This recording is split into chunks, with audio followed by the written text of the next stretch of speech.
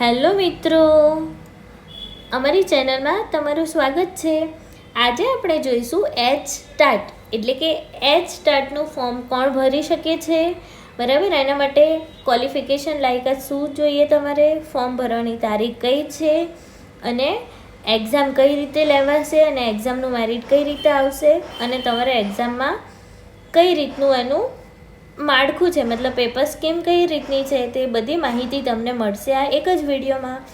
તો જો સૌથી પહેલું એચ સ્ટાર્ટની પરીક્ષા કોણ આપી શકે, તો જે લોકો પ્રાઇમરી અને અપર પ્રાઇમરી એટલે કે ધોરણ 1 થી 8માં અત્યારે શિક્ષક તો છે જ, પણ એ ગવર્મેન્ટ સ્કૂલમાં હોવા જોઈએ, બરાબર. તો જો તમે ગવર્મેન્ટ સ્કૂલમાં શિક્ષક હો અને તમને ટોટલ 5 વર્ષનો અનુભવ થઈ ગયો હોય તો તમે લોકો આ જે એક્ઝામ છે એમાં ફોર્મ ભરી શકો છો, બરાબર. તો ટોટલ તમને 5 વર્ષનો એક્સપિરિયન્સ હોવો જોઈએ અને ધોરણ 1 થી 8માં અત્યારે ભણાવતા હોવા જોઈએ ગવર્મેન્ટ શિક્ષક તરીકે, તો તમે આમાં ફોર્મ ભરી શકો છો. હવે આમાં થઈ ફોર્મ ભરવાની તારીખ. તો જો ફોર્મ ભરવાની તારીખ કઈ છે, ટોટલ 11/8/2026 લઈને 25/8/2026 સુધી તમે આમાં ફોર્મ ફિલઅપ કરી શકો છો. એની પહેલાં ન્યૂઝપેપર અને એ બધામાં તો ઓલરેડી 1/8 અને 3/8 જાહેરાત આવી જ ચૂકી છે, પણ ઓનલાઈન અરજી ભરવાની તારીખ છે 11/8/2026 થી 25/8/2026. આ દરમિયાન તમારે શું કરવાનું, ફોર્મ ભરવાનું રહેશે.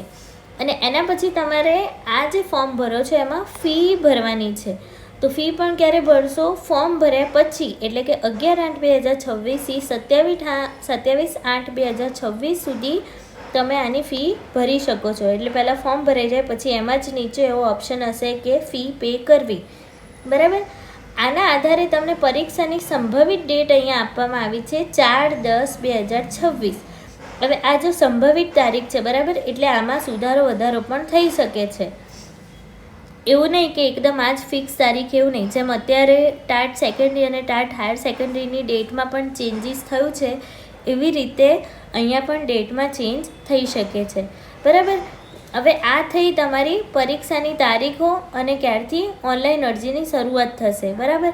પણ આના પછી તમને એવું તો ખબર હોવી જોઈએ ને કે જે હેડ ટીચરની એક્ઝામ છે એ ટોટલ કેટલા માર્ક્સની હશે, તો એ હશે ટોટલ 150, એટલે 150 માર્ક્સની એક્ઝામ હશે, બરાબર. એ 150 માર્ક્સની એક્ઝામમાં તમારા જે 50 માર્ક્સ હશે એ 50 માર્ક્સ એના હશે જનરલ નોલેજના હશે, રિઝનિંગના હશે, જીકે, પછી એવી રીતે બધું અલગ અલગ. એટલે એમાં તમે જનરલ ઓપ્શન એટલે એ બધું એવું હશે. અને જે બાકીના જે 100 માર્ક્સની એક્ઝામ છે એ તમારું ટીચિંગ બેઝ ઉપર હશે. ટીચિંગ બેઝ એટલે તમે જે બીએડમાં ભણી ગયા માઇક્રો ટીચિંગ, એના રિલેટેડ હશે.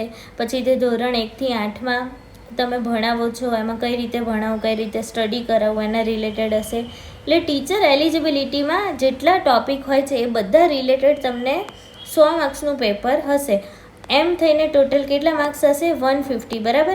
હવે આ જે તમે પાસ કરો ને એમાં દર વખતે 35%થી 40% જ હોય છે પાસિંગ માર્ક્સ લાવવા માટે.